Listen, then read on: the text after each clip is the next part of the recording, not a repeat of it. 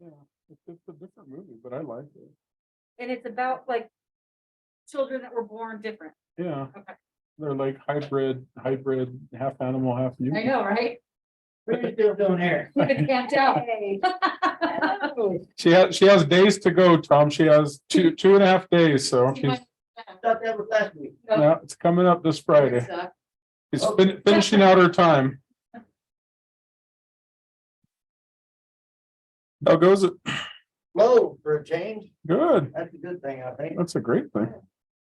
My Wi-Fi has been down for 2 days now at home. What do you guys have out here? Is it Sparklight also or Yeah, I have Century Link where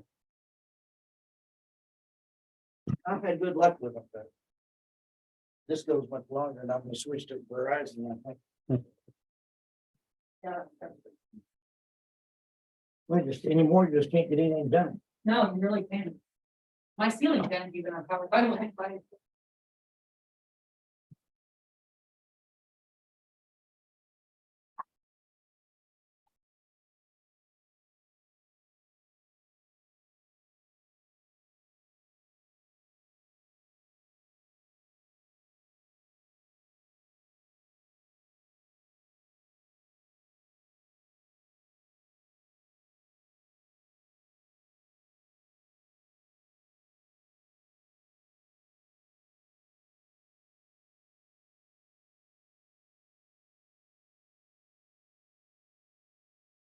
Roofing and master plan.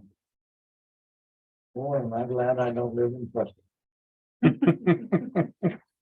There are people calling me, what are we gonna do about this rodeo expansion? Nothing, we don't have a dog in that fight, sorry.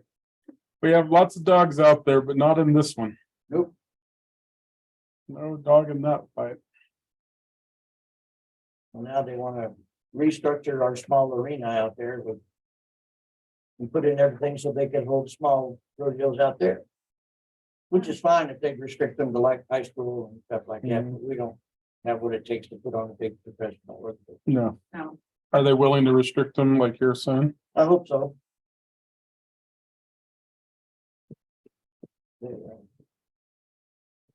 Somebody let them know that years ago I was involved in a whole bunch of the papers, but not anymore, and I'm not about to take on that job.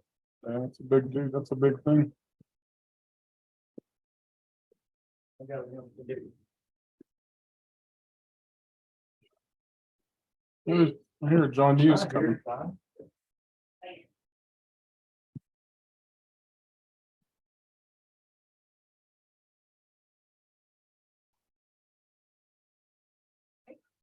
What's happening? Hey, yeah, John, how are you, man? Good, yeah. Good. What happened? How are you? Great, how are you? You good? Last week? Yeah, last couple days. Yeah, Dan, how are you? Gets to play 20 questions and 21. and 22. What about?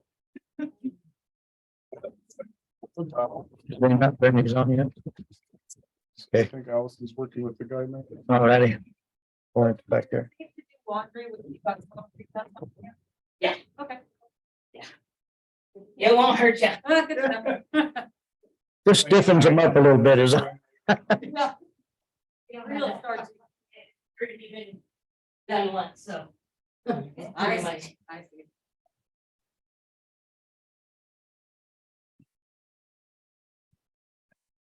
And it's so diluted, you will never. So John, Craig left Cottonwood at 2:15. All right, well, he'll be here then. He'll be here. We'll see what time he'll be here. And I know exactly what. Hi, Allison. Not yet, Lawrence. Well, that's probably a good idea sometimes, but.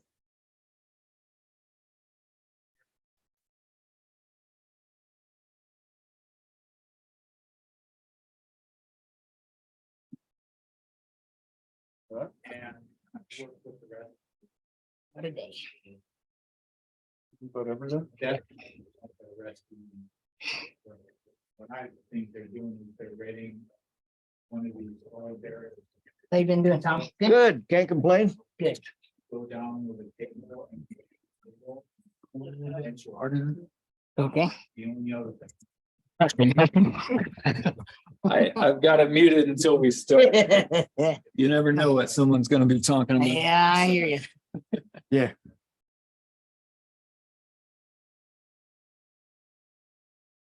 Is there anyone gonna be seeing here? you get busted. Oh, I'm sure. People have to. Yeah. You know, it happened at the Sundog stakeholder meeting we had, and it wasn't me, it was Alberta. Yeah. It's like, and usually we're really quick to, when we go on a break, to mute them, but took us a minute, I guess. And Dan Cherry was texting me because he was virtual. He's like, hey, you guys are, the mics are still. Whoops. So we quickly muted it, but I've done that though, man, where I'm talking over it. I just assume it's muted.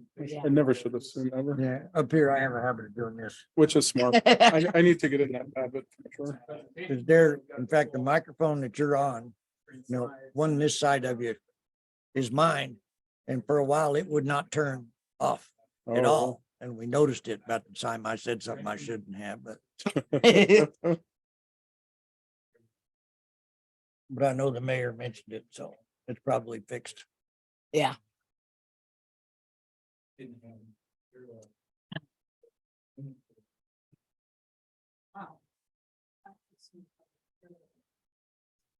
Town manager is going to be virtual today. She's homesick, Oh,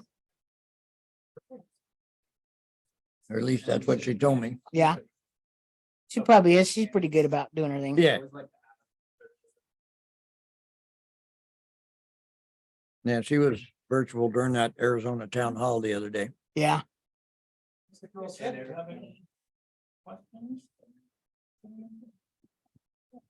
We'll be right back there. Wow. Backwards.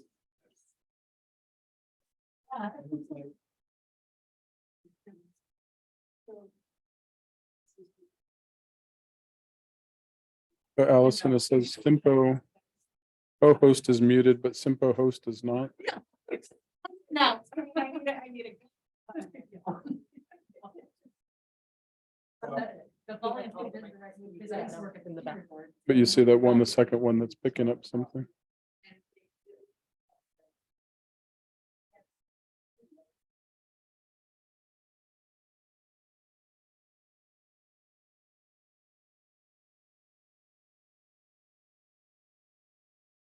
Do, because Allison's voice isn't gonna hold out. She's not feeling all that well.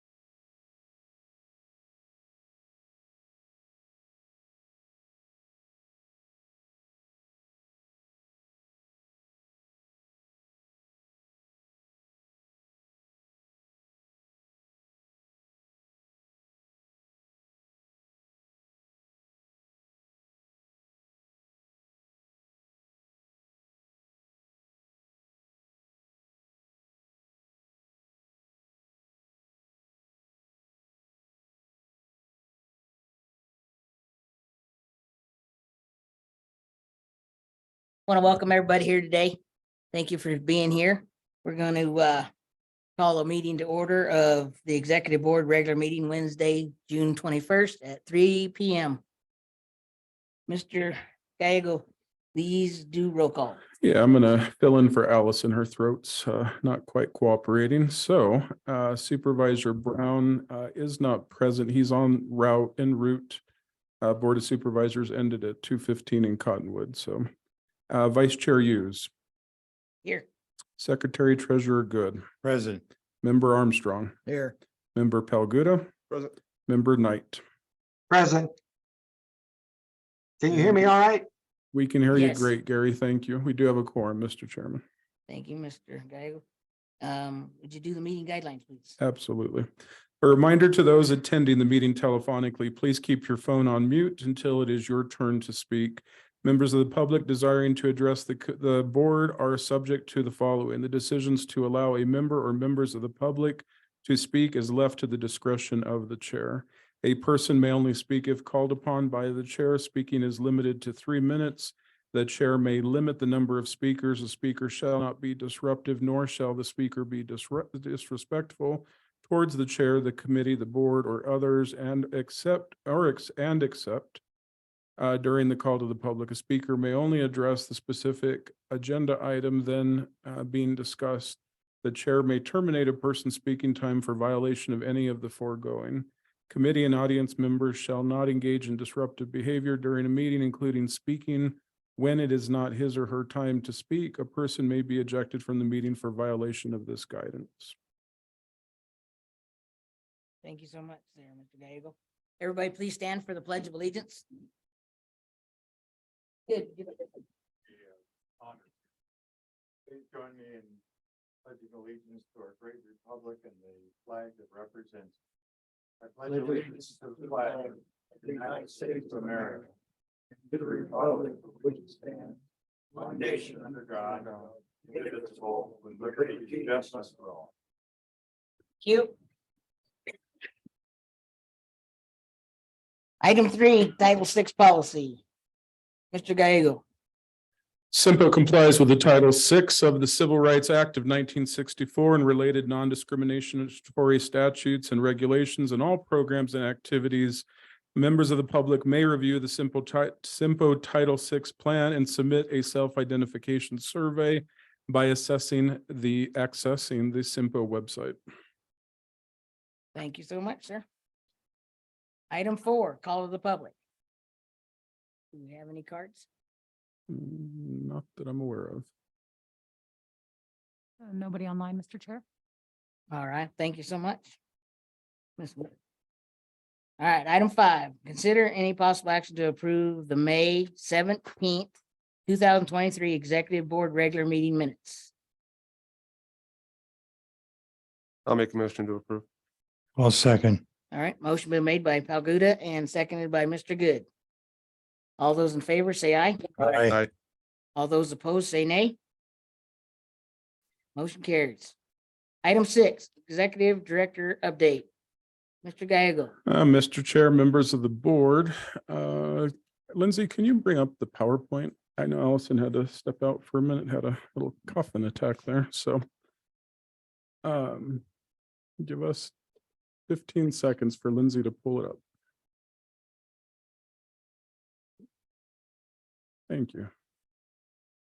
So, Mr. Chair, members of the board, I have a couple updates for you today under the Executive Director's update. First thing is to recognize David Ziegler. I have a few comments, but I'm going to let Bryn start off the recognition, please. Good afternoon, Mr. Vice Chair, members of the board. Great to be with you this afternoon. As a CYMPO planner back in 2017, I was tasked with writing a summary of Dave Ziegler's many accomplishments for the upcoming ASTA conference, as he would be honored as ASTA's statewide transit champion that year as Executive Director of New Horizons Disability Empowerment Center. Dave's impact on the transit and nonprofit communities did not stop there. 5 years later, he is still the one to know and connect with in regional and statewide transportation. And he is undertaking a whole new role with United Way of Yavapai County, and we're very proud to honor him today. Benny? Thank you, Bryn. Just a few words on my part. I think I'm going into my 10th year at CYMPO, and Dave is a true model partner in our community. You know, Dave's a Prescott High School Badger alumni. He's a United States veteran through the Army. He has served the community in all possible ways. He has spent a great deal in the nonprofit world, Big Brothers, Big Sisters. Recently, these last 7 years at New Horizons Disability Empowerment Center. Would like to acknowledge that through New Horizons, most recently, the Yava line, the transit system, New Horizons is operating that transit system, and we've acknowledged that for months now, complimenting the town of Prescott Valley, complimenting New Horizons, but Dave in particular. So Dave, we just really want to recognize, thank you. Over the years, CYMPO has gone to you specifically as a partner in the community, asking many things of you, of the opportunities to work together. And Dave, if you'd come on up and receive an award on behalf of CYMPO, we'll give you a few minutes to say some things on your behalf, but we just want to recognize a real champion in our community. While Dave is leaving New Horizons, he is going on to United Way of Yavapai County. So Dave, we just want to thank you. And if you wanted to say a few things to the board and the public. Thank you, Vinny, Mr. Vice Chair, Board. I'm honored. I'm humbled. Thank you. Spent the last few years pleased to work with a group that was singularly focused on improving our community. We worked together. We brought solutions to bear on problems that many people thought we couldn't solve locally. We did what was needed, even if it wasn't easy. We did it together. We did it the United Way. I look forward to continuing this relationship, working together to make our community stronger. By working together, the United Way, as the new director, let me just say that I will be calling on you all. In fact, I'm asking you all now, we need your help. We've got a lot of problems still out there that need your kind of help. So I hope that together we can have a future where we find solutions to more problems, to more challenges. United we stand, so united we can grow and build strong communities together. Thank you for the opportunity to serve. Thank you, Dave. At this time, I'd like to ask the vice chair and the board to step in front of the dais and take a picture with Mr. Ziegler. And again, we appreciate Dave and your years of service in the community.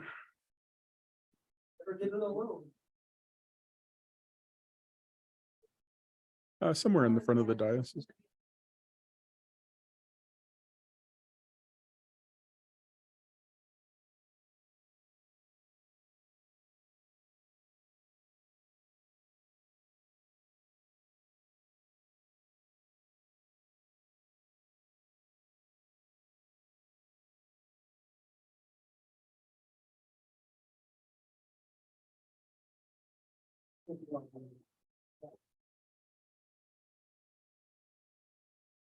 You could pull back up the PowerPoint.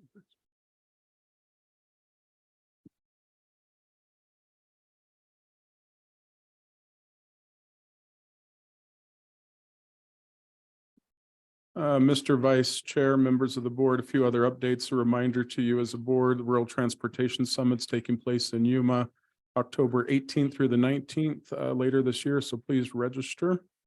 Have an update on the State Route 89, 89A interchange project. Not a good update, but it's an update. So here we go. 2 years ago, we were able to work with the state legislature to work on a $5.5 million project. If you remember my update previously, for some reason we had it listed in the budget in 2 line items as a $3 million line item, 2.5, which was fine because it totaled $5.5 million. When the final budget came out and was approved, it was only 3 million that appeared. The problem at that time is the way that it was listed, instead of 3 million for design and construction, somebody typed it as 3 million for design. So that brings us to where we are today. The cost of the design is $600,000. The balance goes to construction. However, in this final budget, in an effort to rectify that, there were two steps that needed to happen. Step one is what happened, but step two did not happen. Step one was to remove $2.4 million from the project because that's not needed for design, but no one returned it into construction. So once the project is completed in design, there are no monies available for construction. So I've tried to point the finger at someone at ADOT or the legislature, and no one's accepting the pointing finger. So can't quite tell you as a board where it happened. I have talked to a number of people. So it's an update. I'm happy to take questions or comments on that for you. Otherwise, we'll keep working to find $2.4 million for it. Well, I think you probably know that this is one of my pet projects, and be able to get it designed but not built is not exactly a satisfactory condition. But I guess we'll have to rely on our legislative representatives to see if we can get it into next legislative year's budget and approve so we can actually build this thing. Well, at least it'll be shovel ready. Yeah, I've got Cup one of full, those in my cup half trunk empty. too. All right. Thank you, Mr. Chair, members of the board, Mayor Good. Next announcement, a little bit better news. CYMPO staff and local district ADOT staff and TAC have been working on this project. Also want to acknowledge Mayor Hughes and sitting in a recent meeting we had for this. So again, this is a priority to turn the intersection of State Route 69, 169 into a roundabout. It has been recently in jeopardy, but whereas that last project was harmed, this one was actually improved. So just to give you a rundown, ADOT has 3.5 million in the project. We were able to work with the legislature to add 1.5 million to it last year. And then even though that says 2022, in this legislative year, 2023, they were able to do an adjustment based on some other projects, and they were able to add $6.5 million. So all that to say, the project is moving forward when it was in jeopardy months ago. So I do appreciate the legislature and all the voices that have sat at the table over the last couple months. So good news there. We want to say a special recognition. We want to say farewell to Lindsay. Lindsay's been with us now, I believe, around 16 months, has made an incredible impact in the organization of CYMPO. Most recently, as you all know, she's been the project manager of the Sundog Connector and the State Route 69 Master Corridor Plan, along with a number of other things. So I want to acknowledge that Lindsay will absolutely be missed. The city of Tempe is incredible to receive you, Lindsay. And if you'd come forward, we have a certificate, and I would ask the board to step down again and take a picture with Lindsay, please. Come on up, Lindsay. I am asking a lot. Good exercise. Photoshop Lindsay in where David was. Yeah, that's good, yeah.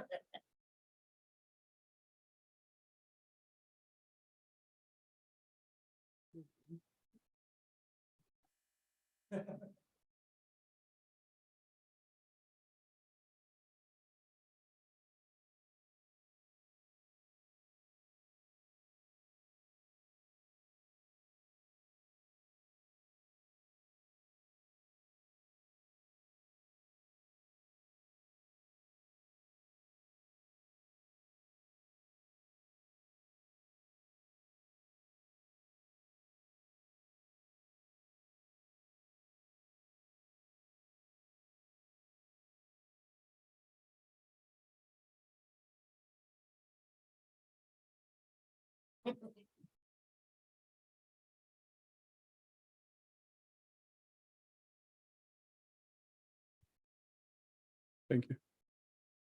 Mr. Vice Chair, members of the board, I think that's the last exercise I'll ask of you today. Last announcement I have is the opportunity to humbly brag about myself. So I have just been recently chosen to be a part of the Flynn Brown Fellowship. Mayor Palguda to my right is a fellow of the organization. There are 435 fellows. This is the 15th year. I am truly honored to have been selected this year to be one of 28 leaders in this 15th year and to join those other 435 in the group is a true honor. This fall, I will be going through a policy institute. The idea of Flynn Brown Fellowship is to bring leaders throughout all of Arizona together to look at statewide issues on all topics. That fall policy institute will cover a wide range of topics, such as transportation, government, water, and a whole number of issues that face the state. When you look at those 28 leaders that were chosen this year, apart from myself, honored to join Councilwoman April Hepperly from the town of Prescott Valley and the other leaders. And it really is the who's who of Arizona. So I'm very humbled to join that group. I was very honored that 90 people made application to Flynn Brown this year. They narrowed it down to 40 individuals to be interviewed and then finally selected 28. So I want to appreciate you as a board in supporting me in developing my leadership and developing my voice, my understanding, and how Arizona comes together and tackles all these issues. So with that said, Mr. Chair, I'm happy to answer any questions or comments.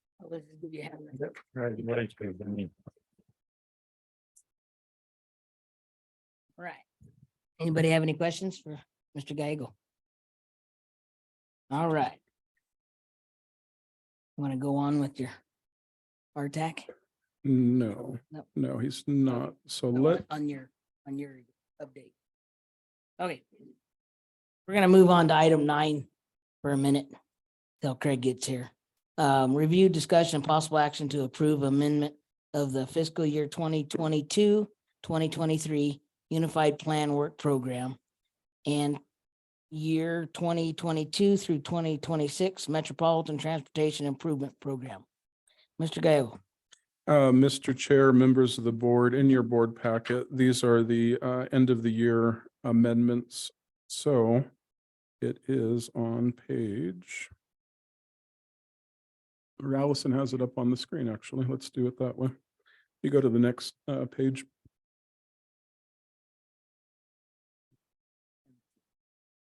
There you go. Thank you. So we have the amendments outlined in your packet. You have all the details. Allison did summarize the TIP Transportation Improvement Program on one page for you. And then the work program on the second page. The work program only has a couple items. We'll go ahead and keep it simple since you have all the details in your packet. We're happy to address any questions or comments you have on these end of the year amendments to close out the work program and the TIP for this fiscal year. All right, thank you.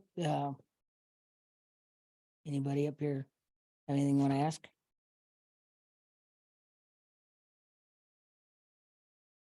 Audience?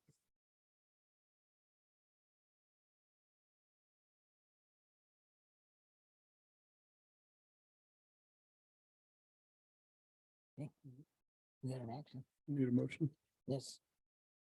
Go ahead. I'll make a motion to approve. All right, Second. all right. There's been a motion and a second. All in favor, say aye. Aye. Aye. All opposed, say nay. Motion carries. All right, moving on. Item 10, review and discussion and possible action to approve the fiscal year 2024 Title VI Plan, Public Involvement Plan, and Limited English Proficiency Plan. Ms. McCarthy, That's your throat. You made it up. okay, we're gonna move on. I'll go ahead and run through it. Okay. I'll cover for Allison here. So the Title VI plan, as we've talked about, as you know, in each meeting, Mr. Chair, members of the board, we read a paragraph that's required of us in receiving federal funds. It's a plan that helps us with the non-discriminatory laws that are in place in receiving federal funds. So annually, you receive this report and plan.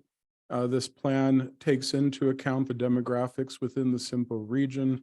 It looks at the limited English persons in this area. It looks at the various demographics, and it takes into account all those in the community.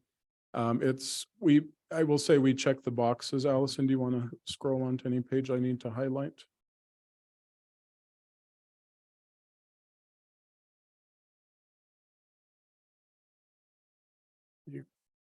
Okay, will you click on the public involvement plan? So on the public involvement plan, again, it shows, it outlines what CYMPO's efforts are in order to reach all the members of the public, but in particular, those that are disadvantaged in the community and identified through the plan, depending on age, abilities, or disabilities. So with that said, Mr. Chair, members of the board, happy to take any questions on the plan that you have in your packet.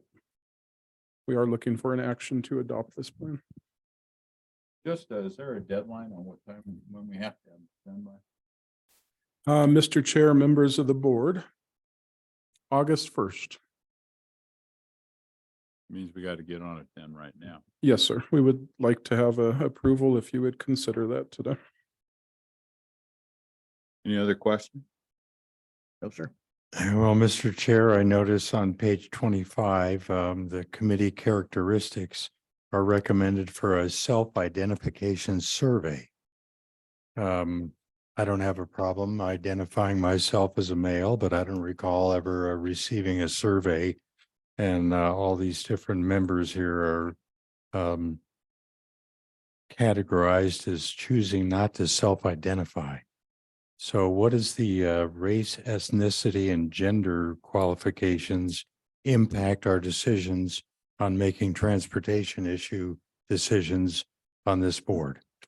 Mr. Chair, members of the board, Member Good, to address that. So one of the requirements is to make available this survey, this optional survey. We have some out on the table for the public to fill out at their own discretion. From time to time, Allison will send them out to you for self-identification. It is, again, an optional survey. So if we don't have you identified in there, we're happy to identify you. The last part of your question, I guess, was probably a little more philosophical as to how that impacts your ability to serve on the board. And Well, they're and asking us decision-making. to participate in this. There must be a reason. I would say to attempt to show participation, to see who's participating in it, and are there efforts underway by the organization to engage others in the community that may not be engaged in the community. So their gender status will impact whether they can utilize our transportation decisions? I would do this, Member Good. I would say that the encouragement of the Title VI program is as much participation as possible. The program identifies if there are people in the community that aren't being engaged, what are our efforts to do that? I don't know that it speaks to your decision-making as whether a particular gender or nationality or anyone else's. It's, as I understand it, it's a way of promoting as much engagement as possible. Well, I think we got to look at it. Anytime we're dealing with the federal government, we want money or something from them. We're going to have to comply with these different regulations of theirs. They're not our regulations, they're their regulations. I agree with the mayor is that, you know, I don't like telling people what my ethnicity or sexual preference is or any of this other nonsense that has nothing to do with anything. But if I want their money, I have to play their game. So that's unfortunate. It's very unfortunate. Anything else? And we, But I we should will also make this offer, since I am a university-trained biologist. If anybody has a question about their ethnicity, I'd be happy to help to advise them. Well, and I'd just like to point out that these questions are not uncommon in today's world. I filled out I want to say I got an app today for the Human Being Coffee Shop, and it had a series of questions similar to this. And I didn't take any offense to that. I was just worried about how I was going to get my coffee. So it's just part of today's world. So I don't think we should read too much into this, guys. no, and when it says sex, put down yes.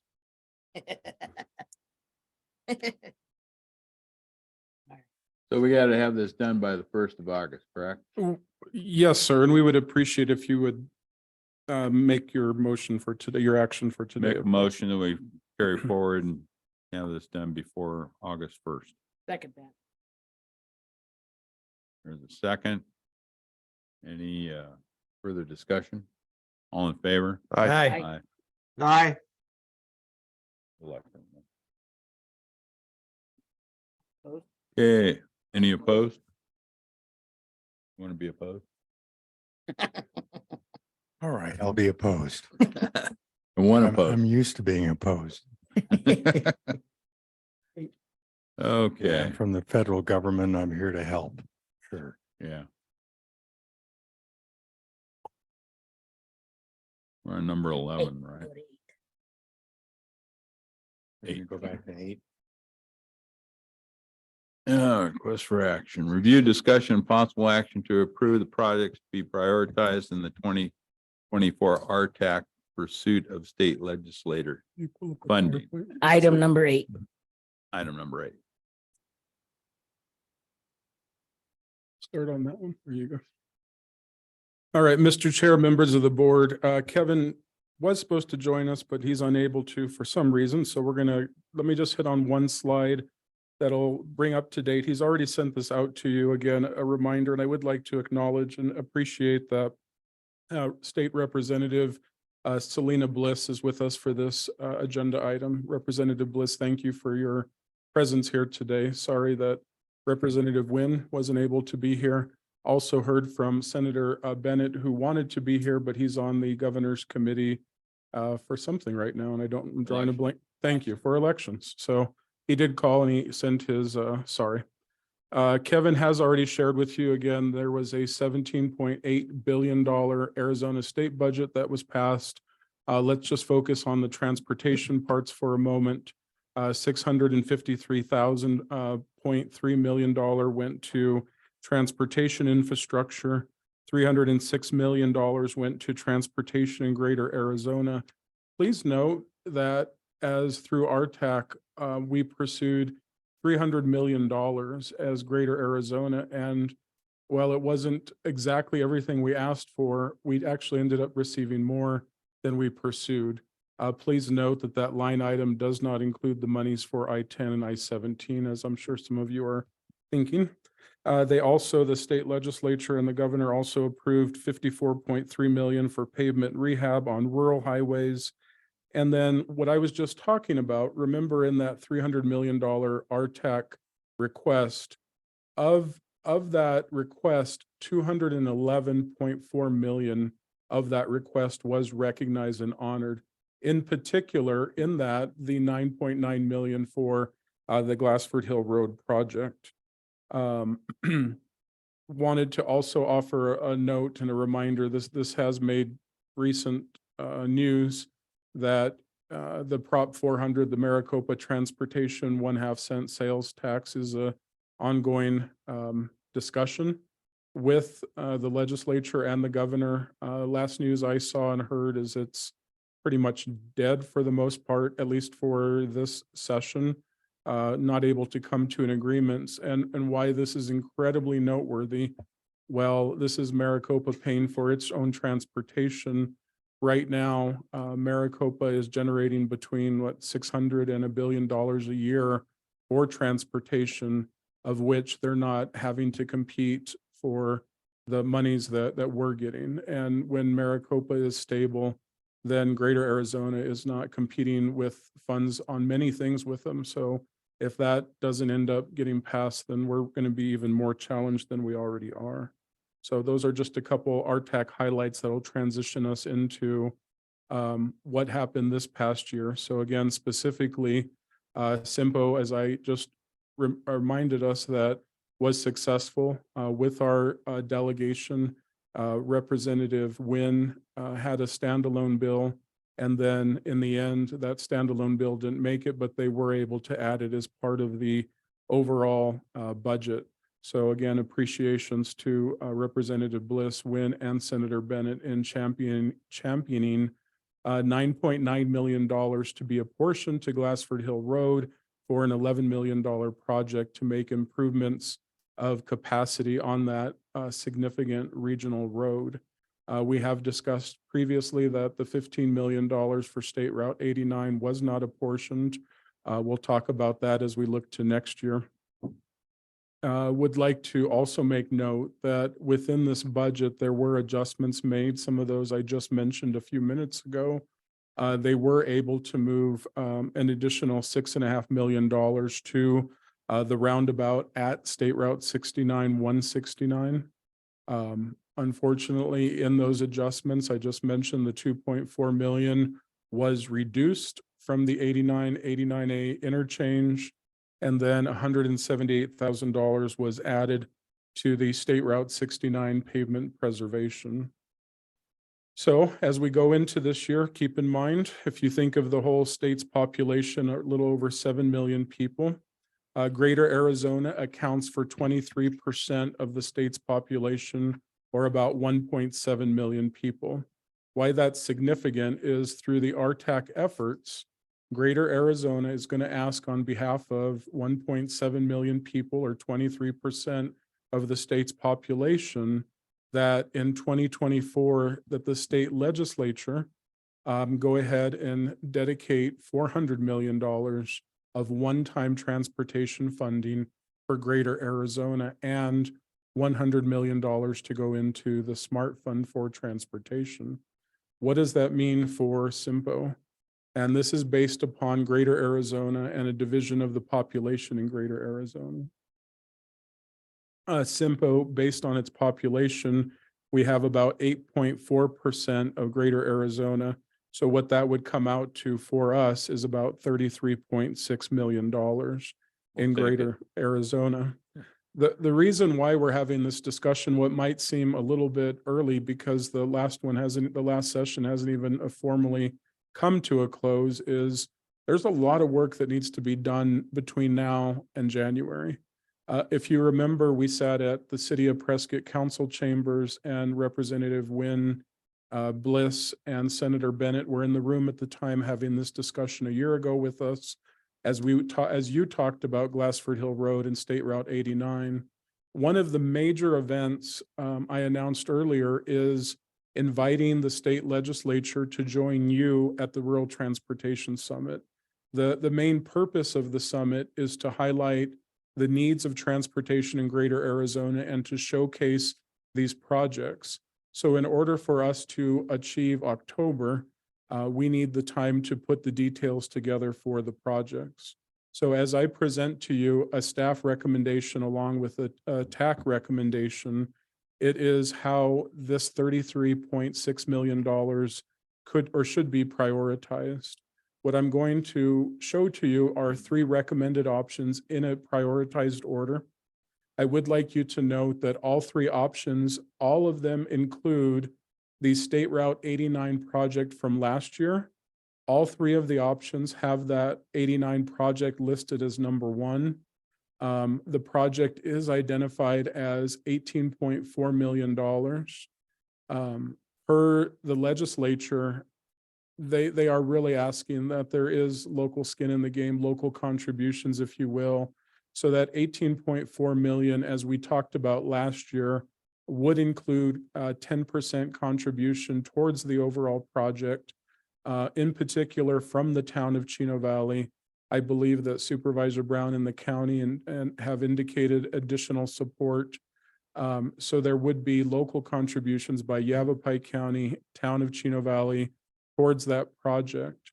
So if $18.4 million is reduced from the $33.6 million, this leaves 3 options for you for the balance, keeping in mind that it's $15.2 million.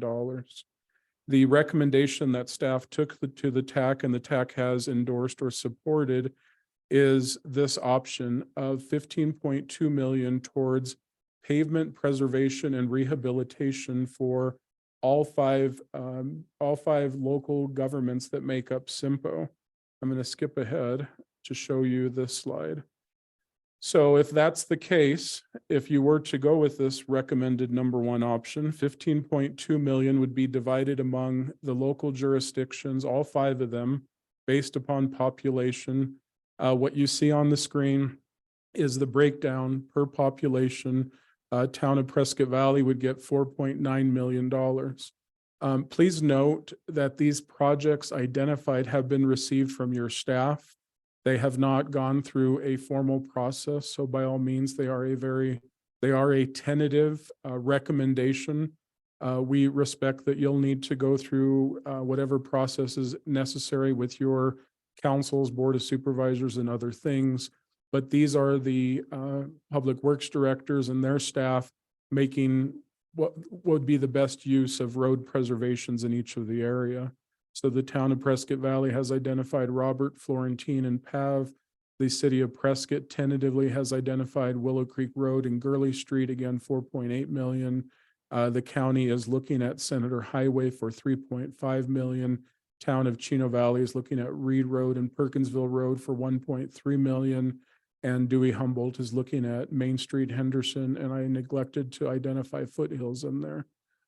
Again, what this particular effort would do is it would ask the state legislature for support in preserving the local infrastructure that we have in place for our regionally significant roads. So How that, does this affect 89A, 89? In that amount? well, Mr. Chairman, members of the board, we do not have that addressed in here. We could, if it's your desire to try and attempt to cover the 89A and put in the $2.4 million, my recommendation would be that we reduce that from the 15.2 million. You make that a project listed in here, and then that would leave around 13 million, a little under 13 million for basically the same effort. So you're just reducing that overall pavement preservation. Well, I'm trying to figure out how we're gonna fix something that, is already a project, Mhm. only partially funded. We're supposedly gonna get the funding for it this year. That didn't work because it was funded, the language in the legislature screwed it up. So now how do we fix all of that? Yeah, fair point, Mr. Chair. I would be happy to add that. We could list each of these again as, number one is State Route 89, 3 to 5 North. Number 2 project could be listed as the project you're referenced. And then we would just reduce the balance of the 15.2 by $2.5 million. I just leave out the roundabout at 5 North.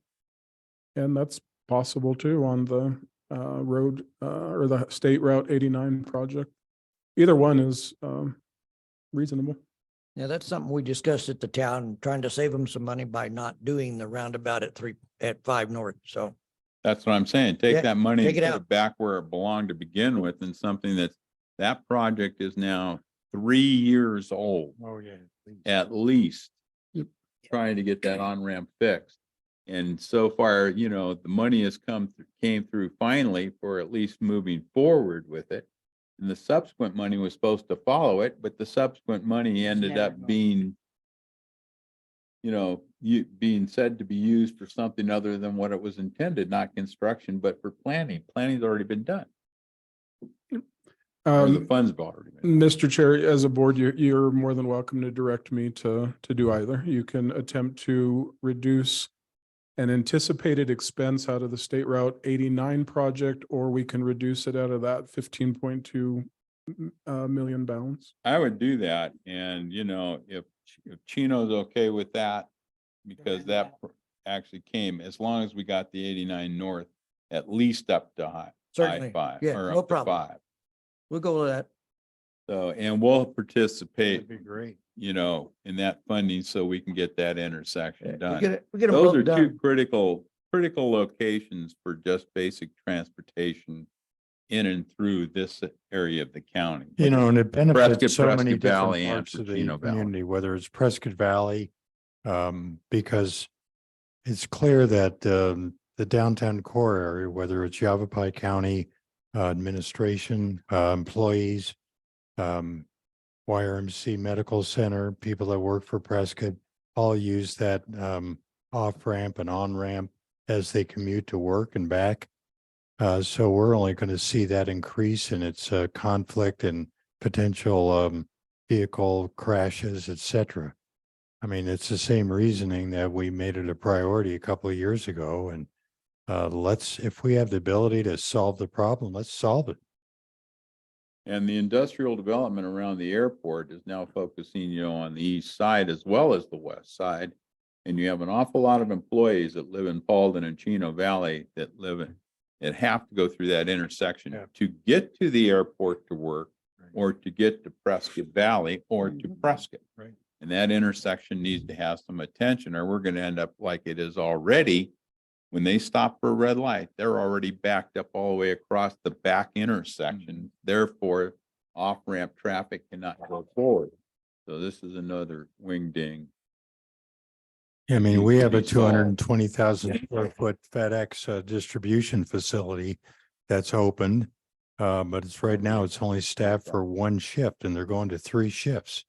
And the same ability to access that one huge development would be impacted by this on-ramp.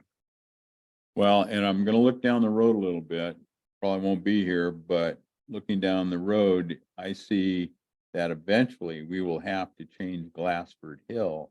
If we go with a 6-lane configuration on Glassford, we are gonna need to change that intersection. And there obviously will be more traffic going in and out of that intersection. You think, Kel? I think you're right. I mean, it's gonna be many moons from now, but you're correct on that. And Mr. Gallego, I don't know if you'll be able to answer this or not. Do we have to have an action on this today? Or can you come back with the different numbers in regards to My, Shingle Valley? Mr. Chair, members of the board, Member Pelguda, my strong recommendation is we can resolve this as best we can today, and I think we can. Okay. I'm hearing what I need to. I think my only clarification as I'm hearing you as a board is this. Note that that interchange that you want to address today, we're dealing with 2 different dollar amounts. We're dealing with the 3 million that we were working on recently, but it's still a $5.5 million project. Staff has been working to work with what we thought was 3 million and make it the best that it can be done. I need clarification from you as a board. Do you want to resolve it to a $3 million project or a $5.5 million project? If I'm hearing Mayor Good and the rest of you, it's again, there's a need, fix it, get it done. And if that's the case, then I'm recommending a $5.5 million address whatever issues are and reduce it out of these dollar amounts. Didn't it Looks like start at Mr. Cherry 2.5? might have something to add here, which would be greatly appreciated. Dan, go ahead. You hear me? Push the button or something. So my only thought on that is they've got a design contract underway, if I'm not mistaken, and is designing it at a $2.5 million project. So if we're going to try to go out and get $5.5 million, the design may not accommodate that. So The only thing I would add is they've been they're aware of the movement. So their design is, yes, for the it's 3 million. scalable, yes. Yes, Yeah, it's but scalable. with this full understanding that 2.5 million may fall out of the sky, and they are designing it in a way that will be able to adjust. Yeah, well, and my other thought on this is in conversations with your legislators, clearly there was something missed somewhere along the way here, which is why we're even having this conversation. So, perhaps that can be taken out of things and made whole without having to dip into some of these other Here's things. my that- hearing aids, but what did you say? Say that last sentence again. No,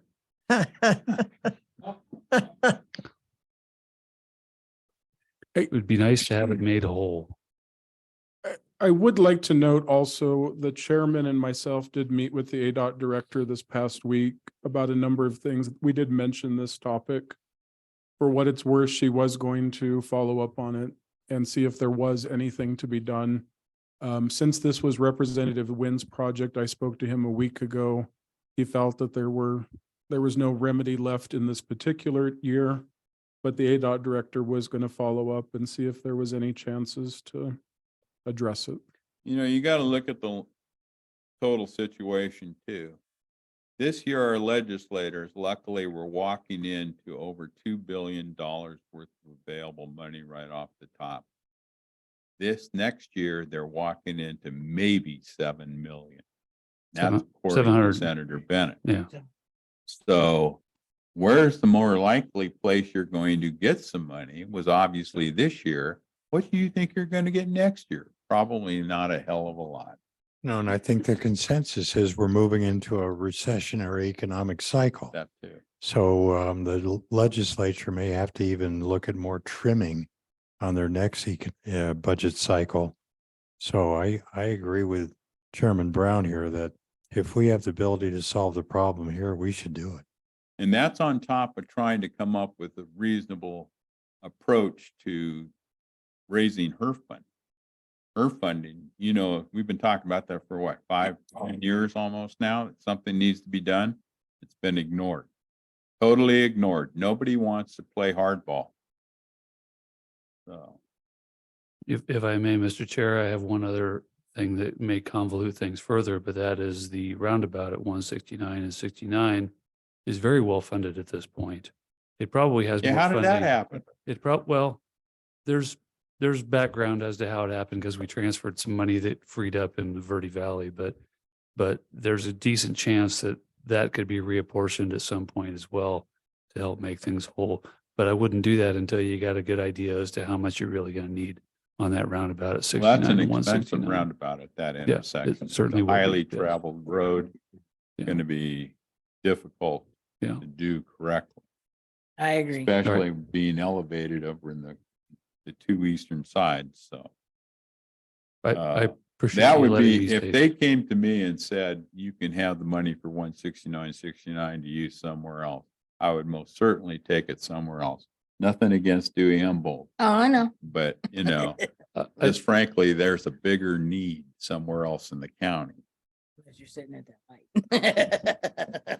I think there's needs all over the place and I don't want to, throw that project out and then be scrounging for money on that one Well, later I'm not- on. You know but, what I mean, not by But, throwing but, it out. but at least ADOT is proceeding with design on that and pretty soon they'll have a better cost estimate on that roundabout. Well, and we're we'll gonna have an deal, idea. if we gotta deal with the legislature, why don't you give us what we asked for, not what you think we want? Which might next time. Mr. Chair, members of the board, if I can ask Dan Cherry and Andy Roth to have a sidebar. I am a little bit curious as we work towards some final numbers in a few minutes. Removing a roundabout at Road 5 North on the State Route 89 is what the board's expressing a desire to. And put monies towards the 89A interchange, which we can do. I guess the question to staff is dollar amount wise. I mean, we were already making a very educated guess of improving the capacity from 3 to 5 North, adding a lane in both directions and a roundabout at 5 North. So if the board wants to remove the roundabout, can you guys give me some dollar amount, have a conversation? So we just built the roundabout at Pioneer Parkway and Commerce Drive, which was a 2-lane roundabout. 4 legs to it. It came in about $3 million.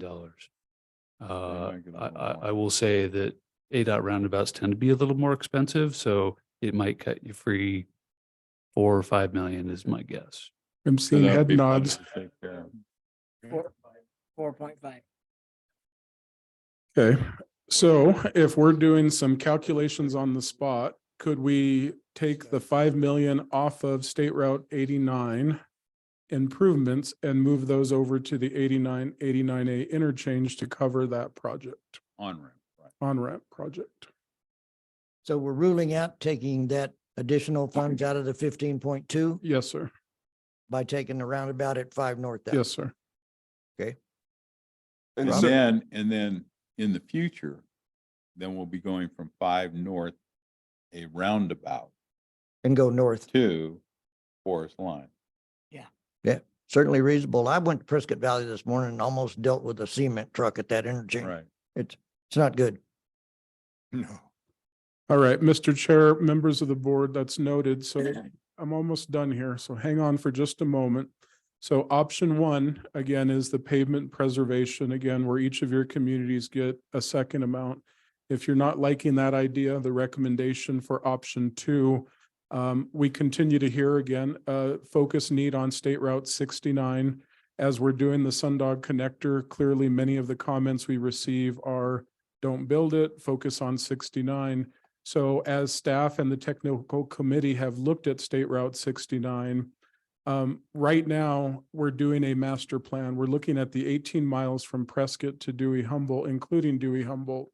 In talking with the consultant, this is again very preliminary, but what I've asked for is what is rising to the top right now. And as they're looking at needs and capacity based on data, based on where the traffic is going to, where they're traveling, and capacity.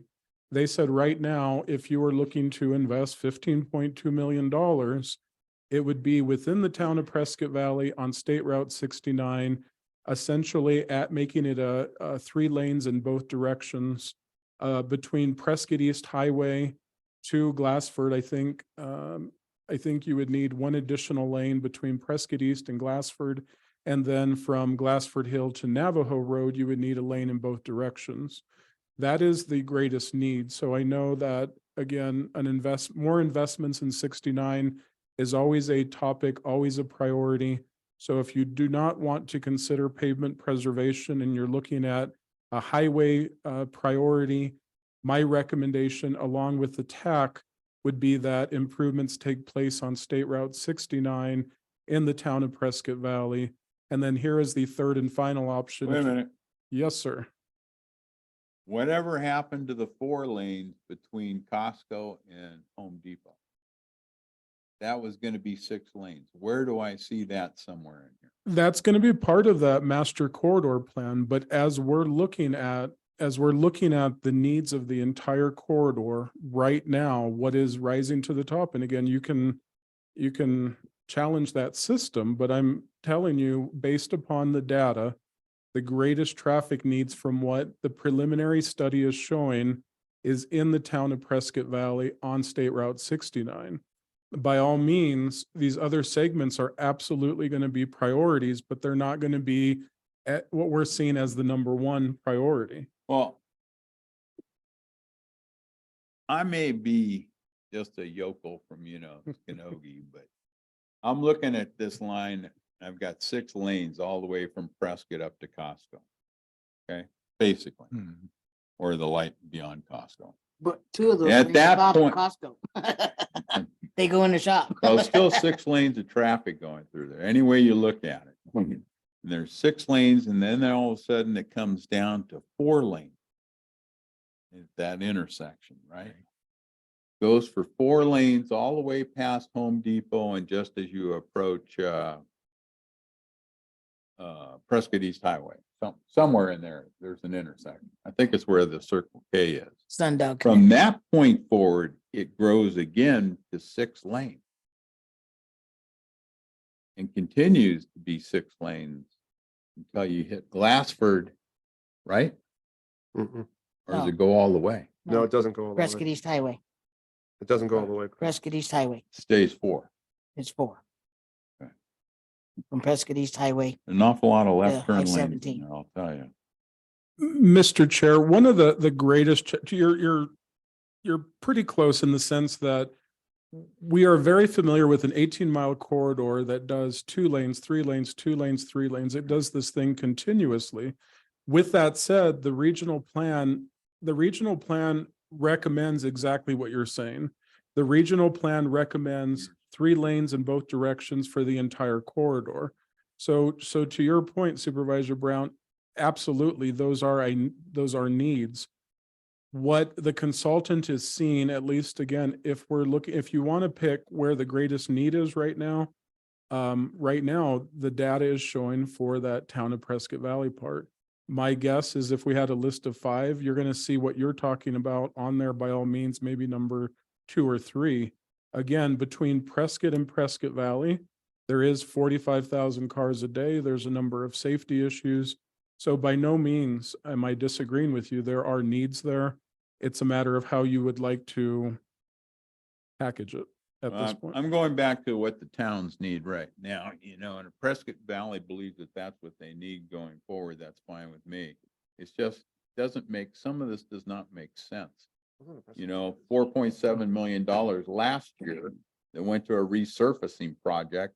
Was that really the #1 need for Prescott Valley? I don't think so, but I don't live there. If I can just offer a clarification, Chairman Brown, this is not a recommendation of the town of Prescott Valley. This is a recommendation right now of the regional CYMPO staff and the technical committee. Okay, you got ownership. What's next? And by the way, you're not no yokel. We think you're an expert. You're an expert yokel.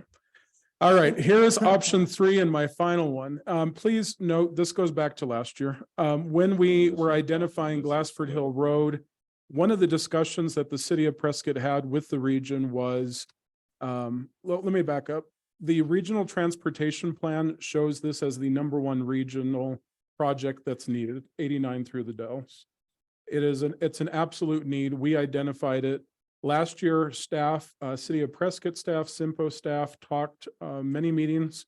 Long story short, Prescott explained to us, expressed to us, because of the controversy related to this project, that the City of Prescott would be launching into a public engagement period.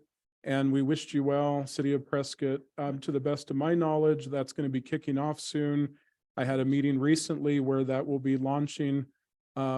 So we are bringing this again as an option to you as a board. I would just offer a couple notes. This remains the #1 need in the region. To the best of my understanding, it's roughly a $25 million project. As the City of Prescott looks at it, half of the money is devoted to utility improvements. The other half is devoted to road improvements. As a staff, I need to remind you as a board, when it comes to these projects, these are, as I look at Representative Bliss and our legislature, they don't just hand it to us. We have to work incredibly hard side by side with them. There is a lot of work that goes into this when you look at Glassford Hill Road. So keep in mind, if you give me the mission to go out and do what we do with these projects, it just takes a lot of work. This is a controversial project.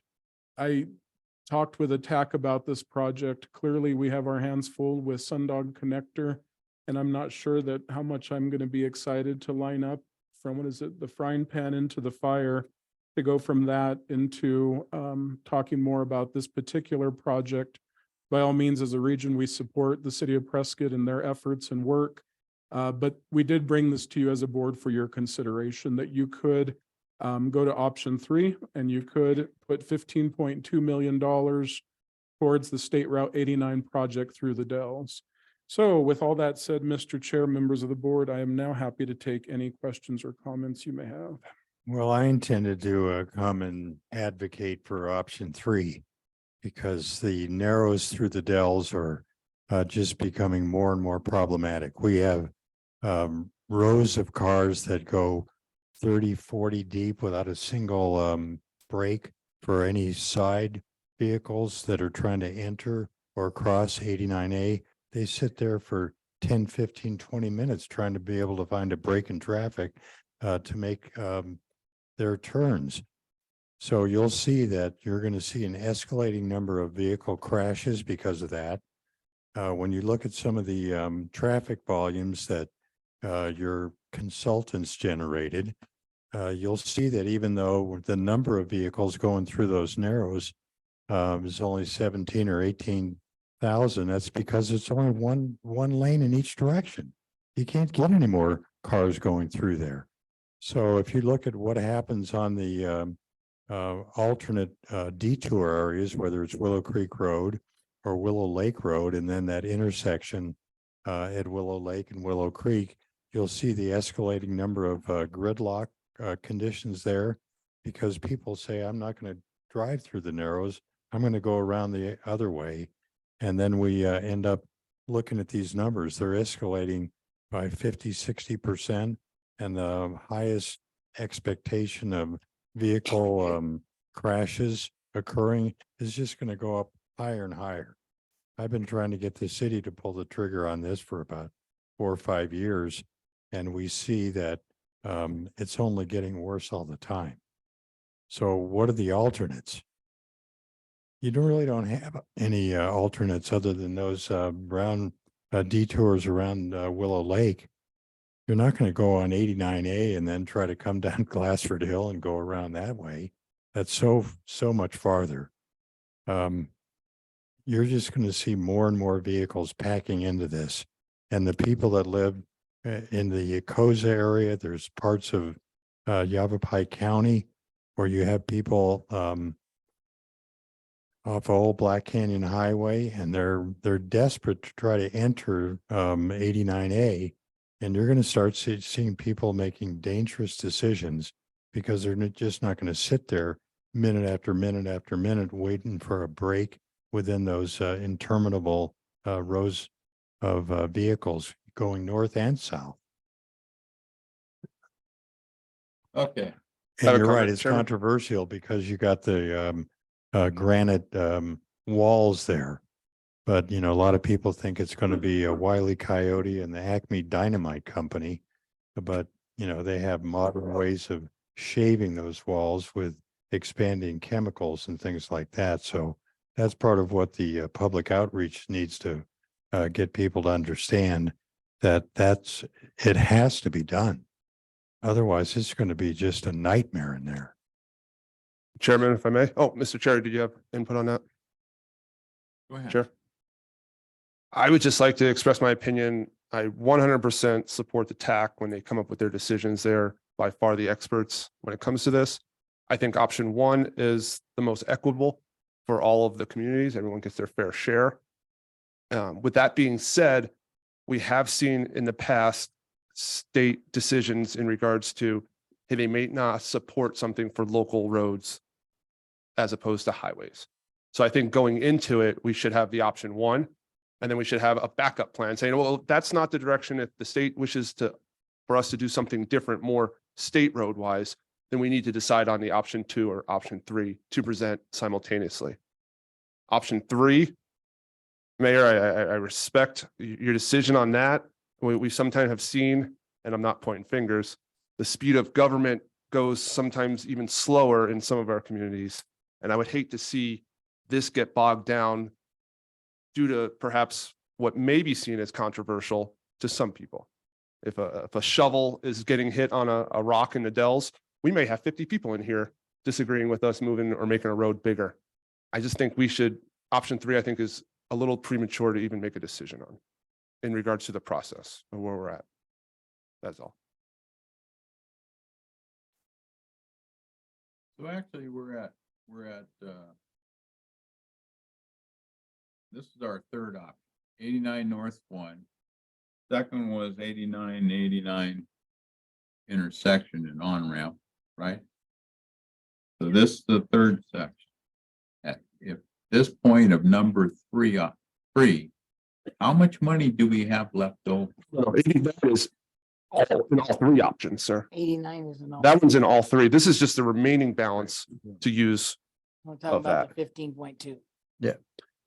Yeah, so again, just for clarification, Chairman Brown, up on the screen, second bullet point, we're working with a $33.6 million ask of the state legislature. That 18.4 million now is going to be split between 89 and the 89A project. Those two are going to fit within the 18.4 They're million. in for sure. Guaranteed. Yes. They're in for So we're sure. Really considering what's going to be number three. With the leftover. Yes, sir. Right. Okay. And in order to figure out number three, you have three options. You have option 1, 2, and 3. They all equal $15.2 million.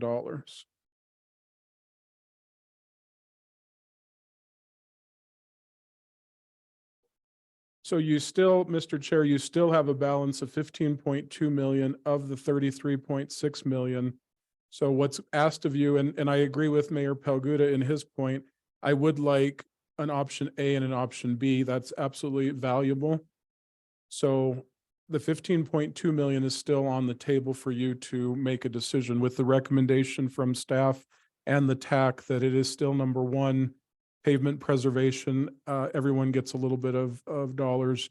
And if it's a state highway project, then right now 69's at least listed as number two.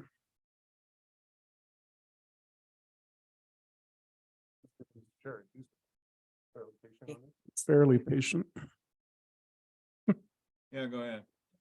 Sorry. I was thinking. Well, I just wanted to state the tax position as the chair of the TAC. We've had a lot of discussion on this. I'm going to say that in support of Mayor Good, we had tremendous amount of discussion about support of State Route 89 through the Dells last year. And we had good discussion about it this year. And there's a reason it's on here, because that is the #1 recommendation from the Regional Transportation Plan, is to widen through the Dells. So by sticking with that, we have good backup. The data is there. It is clearly a bottleneck. There's no doubt about it. It likely will continue to have additional crashes, so it's a safety concern as well. But the bottom line is what's the public palate for it? Are we going to just get run through the ringer or not? And Mayor, your staff is working hard on, trying to get this out, but ultimately I think the TAC has concerns that if we throw our weight behind that as an organization, meaning CYMPO as a whole, are we going to regret that if there is a massive amount of public outcry on it? So If there is, just send them my way. I'll take them on.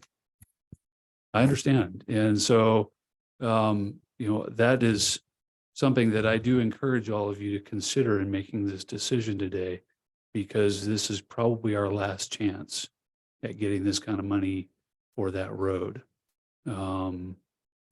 That being said, as Mayor Palguda has stated, we have a very equitable situation where you can spread the money around. Everybody gets a little bit of piece by doing the pavement pres option. Even the towns of Dewey, Humboldt, and Chino Valley get something. And there's something to be said for that.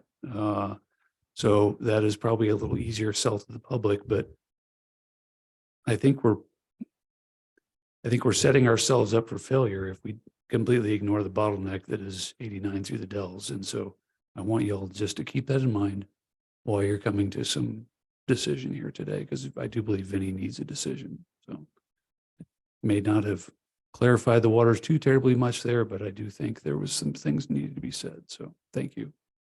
Mr. Chair, members of the board, if I could add to, this is a unique effort. When this is done, this is not you going to the legislature and just saying, based on data, here's #1.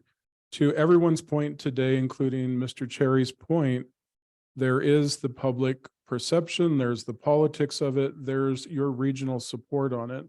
Again, look at the last couple of years of projects that you've given me direction to work with the state legislature on. This last year, Glassford Hill Road in particular, and State Route 89, 3 to 5 North, and have had numerous calls with Representative Bliss, Wynn, Senator Bennett, again, in understanding these projects. And first, this is step 1, you as a board rallying around it. Step 2 is our state delegation. But keep in mind, again, these projects then go to the greater state legislature for their support of these projects. So my encouragement would be the less controversy, the better, because it's already a tough uphill sell and battle as it is. So the more controversy that a project may have would be concerning to me as a staff member out there talking about these projects. Mr. Gallego, is it possible that Ms. Bliss comes to the podium? Absolutely. And as she's coming up, it's also been noted about funds for next year. And I would like us to find a balance also today of realizing what the monies that may not be available. However, it is critically important that we present to Representative Bliss the needs, even if the money challenges are absolutely there. It's so important that we go through this exercise and we hand this over to Representative Bliss to go out and do the best you can, realizing that the funds may not be there. So, And I think it's important to just see it as a teamwork approach. And with the representative here, I'd like to hear from her and what does she feel comfortable selling, basically. Like, you hear from us, and that's one thing, but what in reality do you see it down in Phoenix capable of doing, and what is an easier sell among your colleagues? I think that's important for us to hear.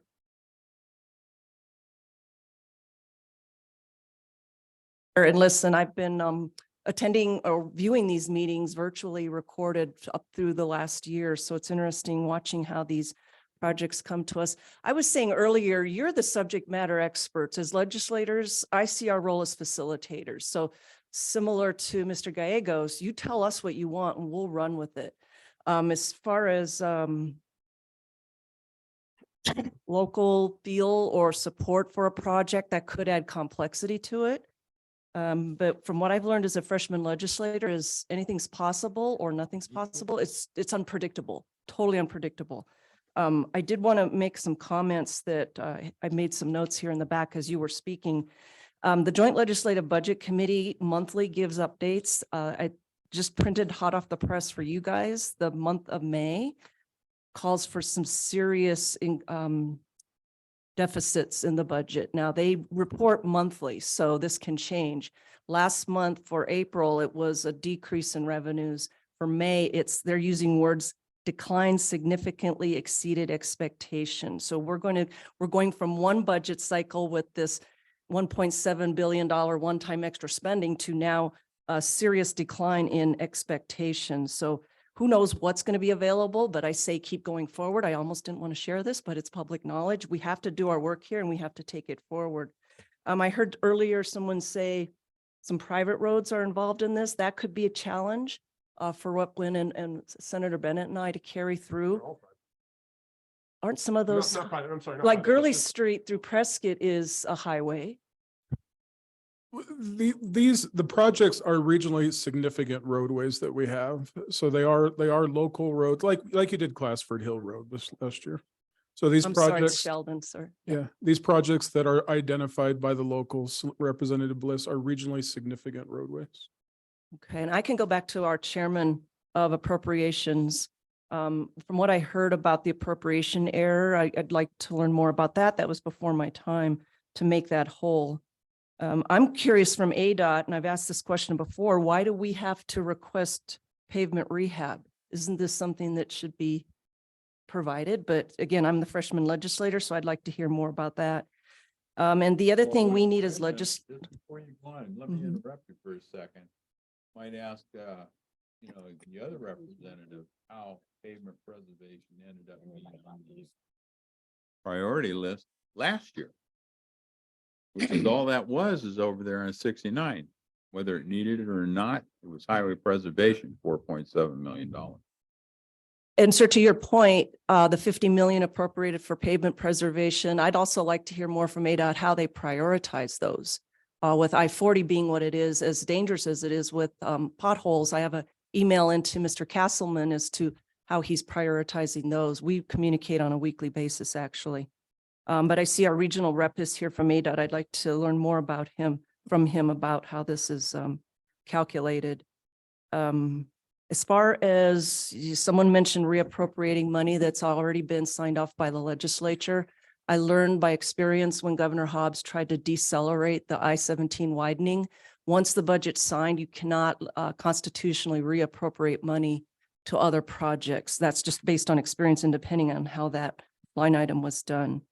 The other thing I would ask as the legislator is Yavapai County encompasses 2 metropolitan planning organizations. So when we put in our budget requests, we have to be sensitive to both sides of the county, NACOG as well as CYMPO. So I'm curious, again, as a freshman legislator, I can ask these questions. How do we or you coordinate with NACOG to help us represent the entire county? So you asked me up here, I'm throwing them all out at you. In addition to the question, I need more information on that. But the original question is, if it's a controversial project, will we have a tougher sell? Hard to tell, hard to tell. NACOG, you know, and I'm not speaking for them in any way, shape or form, but as long as I've been on CYMPO, NACOG has always had their programs and the things that they were working toward, which primarily ran through the Verde Valley and the I-17 corridor. Okay, we supported them to get the money for the I-17 remodel, which we're seeing going down now. Okay. Subsequently, they also had, there was another project, it was a bridge project over there that originally we got grant money for, but it went far over and beyond what the grant money was. So that ended up, county decided to take a different course on that. So when they have problems or projects over on that side, we primarily identify them as being NACOG projects. The CYMPO projects are the ones that are over here on this side. Now, does it all come out of the same bucket of money? Absolutely. Do we all work to see which is the best moving forward, absolutely. But also I'll say that NACOG's had the greatest problem with the town over there, the town or cities, to get some kind of agreement, shall we say. And that's easily spotted by the one-lane road in and out of Sedona. That was not ADOT's fault, even though they'd like to blame them. That was Sedona and Village of Oak Creek's fault. Now it's a mess. Mr. Chairman, if I can just add one part for Representative Bliss. The CYMPO request will be joined with NACOG through RTAC as a $400 million request of the state legislature. So CYMPO's part will be $33 million, and I'm looking at NACOG's part will be $75 million. So of that $400 million, CYMPO would be looking to get 33.6, NACOG would be 75.2 million. So know that as a legislature, you're going to receive a bill through RTAC, a House bill that will outline a $400 million one-time ask. And to that point, when we looked at the RTAC package, we sorted out as legislators, what was CYMPO, what was RTAC in Yavapai County. So to narrow that down of that 75 million, what we're obviously interested in is what's in Yavapai County, because that's our district. And to answer that part, NACOG's going through the same process that we're doing today. They're looking at the 4 counties. They're looking at all 4 counties that cover NACOG. They're talking with all their member agencies of where that $75 million may be spent as we speak. And some monies may be in Yavapai County or no monies may be in Yavapai County, depending on their process. Or it may be outside of CYMPO, in fact. Well, Could be over on 93. 93 is in Yavapai County, but NACOG covers that area. Mr. Chairman, if I might, I appreciate the effort to leave the widening 3 to 5 as a top priority. And although we're agreeable to doing away with a roundabout at 5 North to make it more feasible, history tells me that if you've had a fatality accident in that area, NADOT is really going to be against removing that roundabout from there. They would like to keep it. So it may be Representative Bliss was a champion in that cause, but it may be something she runs into where they say, no, we're not going to take that out. Mr. Chair, members of the board, Member Armstrong, it's a fair point. You know, I'm looking over at Andy. He's not giving me eye contact, but I think there is an aspect of engineering that we should probably defer to some experts in the room, as eager as you are to be engineers today, and remove the roundabout. Andy, removing that roundabout, is there any knee-jerk reaction to other issues that ADOT may be facing? Removing a roundabout at 5 North in that plan? Be a safe intersection when you leave. Yeah. There'll be a left turn lane for people wanting to go west.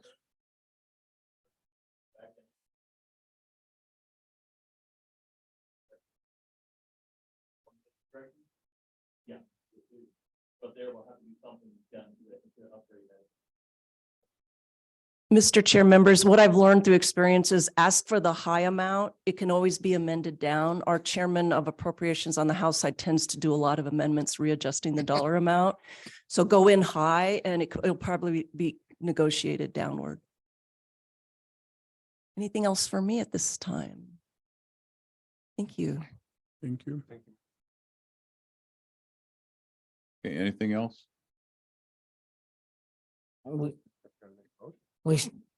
Yeah.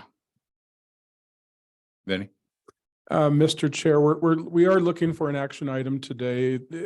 Based upon the discussion, as staff would still stick with the recommendation, even though there's been a lot of back and forth, good points, that option 1, given all the parameters, again, allows each of the jurisdictions to have some projects as identified on the slide. Somebody noted, including Dewey Humboldt, which very seldom receives things in the region due to population.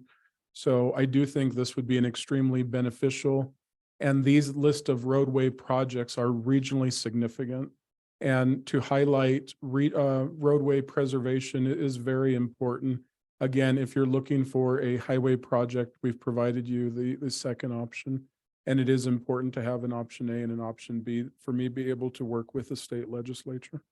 So is that option 1 and 2 or A and B? I would say A and B would probably be a better way of listing it than how we have it.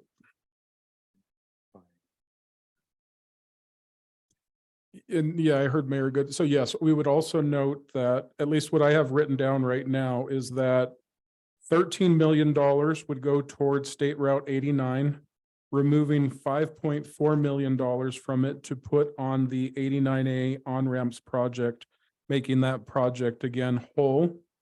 So 13 million, State Route 89 between 3 and 5 North, 5.4 million to State Route 89A on-ramps, and then the balance of 15.2 million. The recommendation is Project A.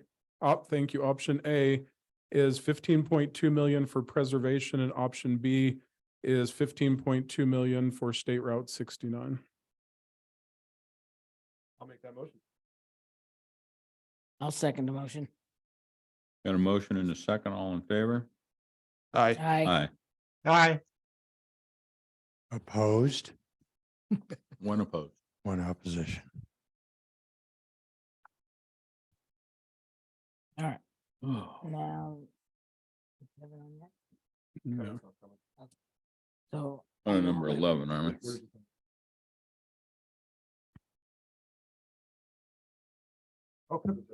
Kevin is here.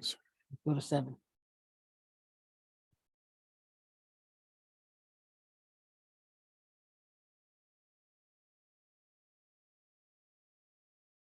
RTAC update. Kevin around? Hi, Kevin. I am. Hello, Mr. Chairman, everyone. Been traveling, so unfortunately I missed a lot of the earlier conversation, but I'll give you just a real quick update on where we are and just throw my 2 cents in there as far as going forward in the upcoming year.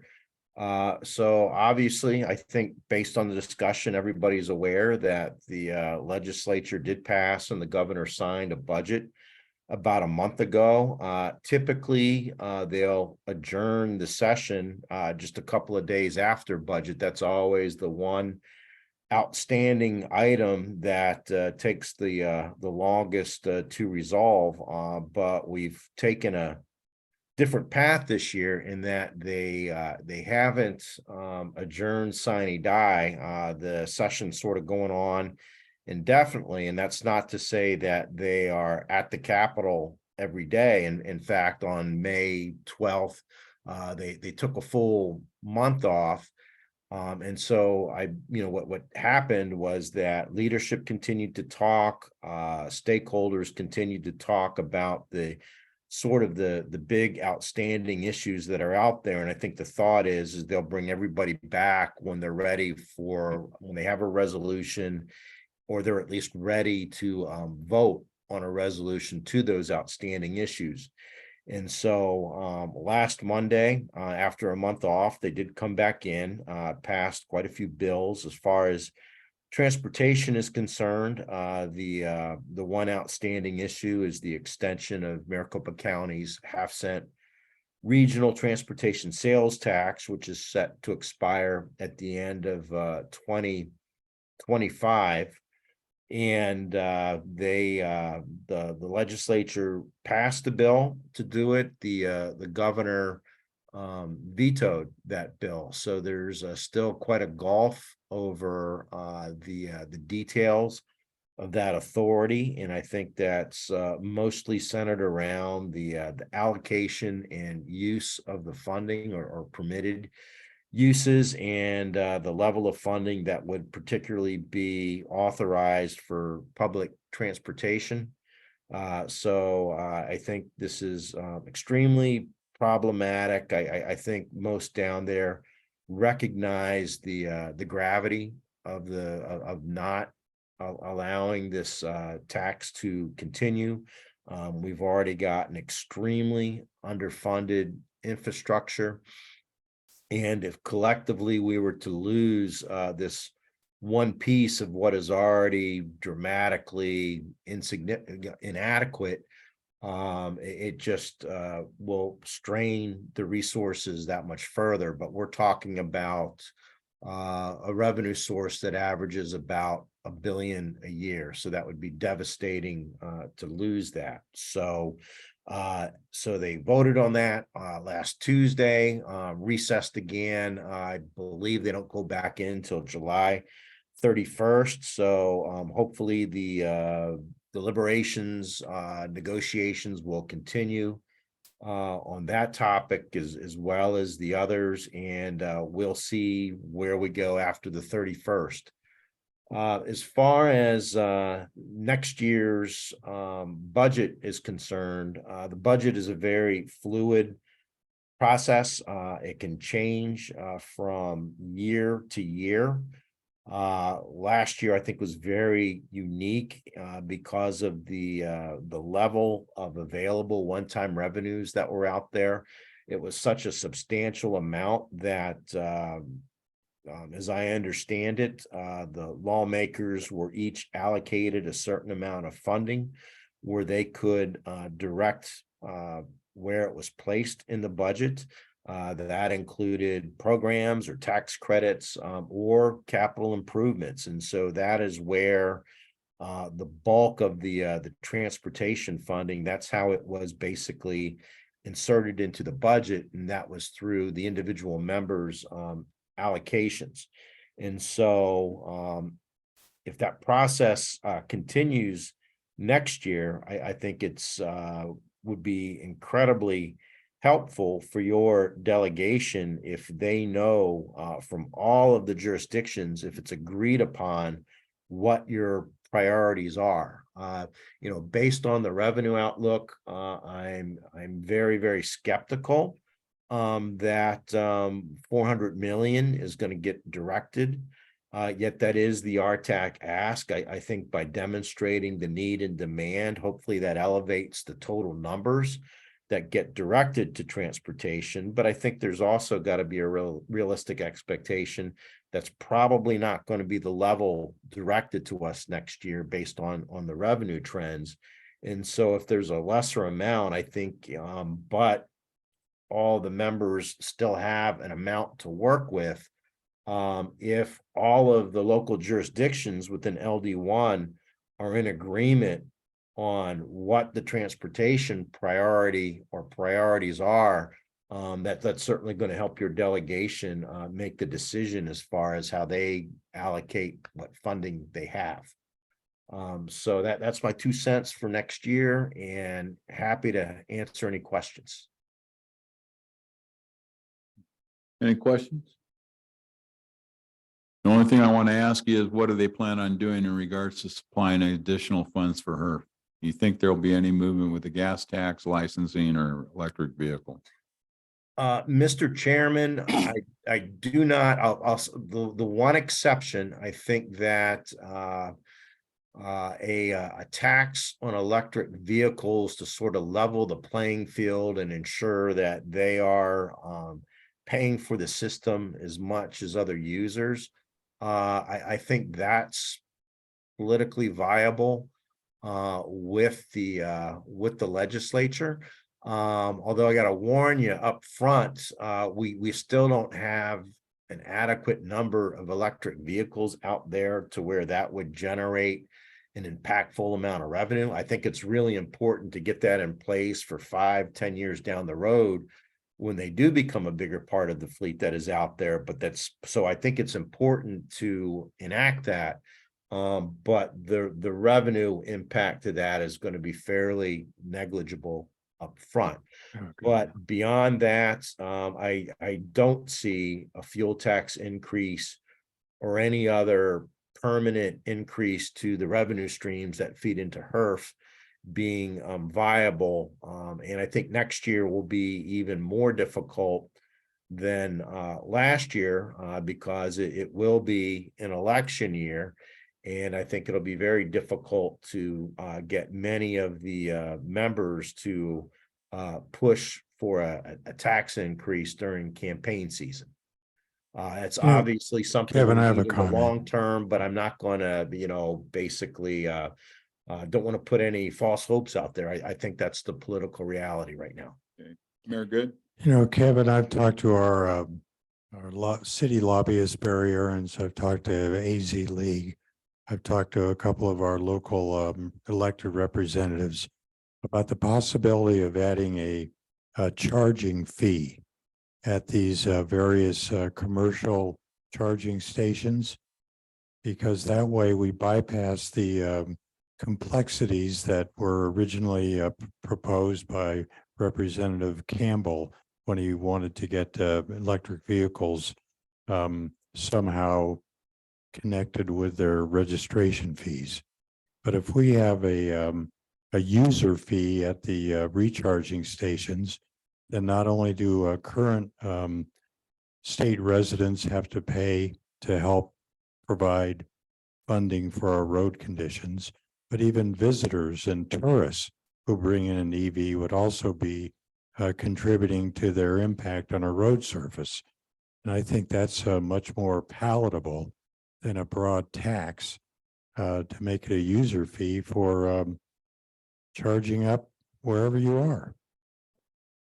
Mayor, I think that's a good point, and I think that if there is action to sort of level the playing field and make sure electric vehicles are paying their fair share, I think the placing a tax in place at the recharging stations should definitely be on the table and part of that discussion. Well, I'm glad you agree.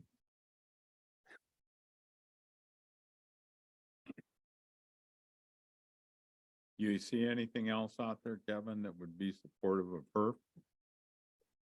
I'm sorry, I can barely hear you, Mr. Chair. Anything else out there that you might think of might be able to be put forward to support HERF? Mr. Chair, quite honestly, at this point, I think the electric vehicles is really the only current method that I could see that's viable as far as getting enacted. Okay. Anything else?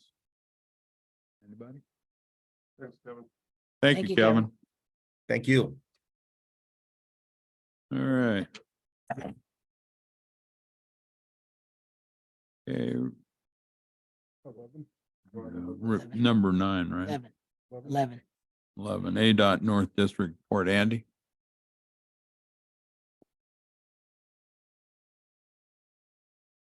Good afternoon, Mr. Chair, members of the board. Our district administrator, Anthony Brozich, does send his apologies for not being here today. He is actually in Pennsylvania. Working on the So- bridge, huh? No, he's from the western side of the state, not the eastern side of the state where that happened. So luckily, he doesn't have to deal with that. So for the report, first off, I think I may have to ask Member Knight for some information on this first one, which is the 2024 through 2028 tentative 5-year construction program. The State Transportation Board had that on their agenda last Friday for approval, and I did not get any updates on whether or not that went through. So, Member Knight, do you have any information on that? Yes, we passed it. Thank you, sir. So that does set our fiscally constrained program for the next 5 years for 2024 through 2028. One item that was in that, and if you go to the State Transportation Board's website, there was a presentation that was uploaded to the website for that 5-year plan. One thing to note, in 2028, there are no expansion projects for the state of Arizona.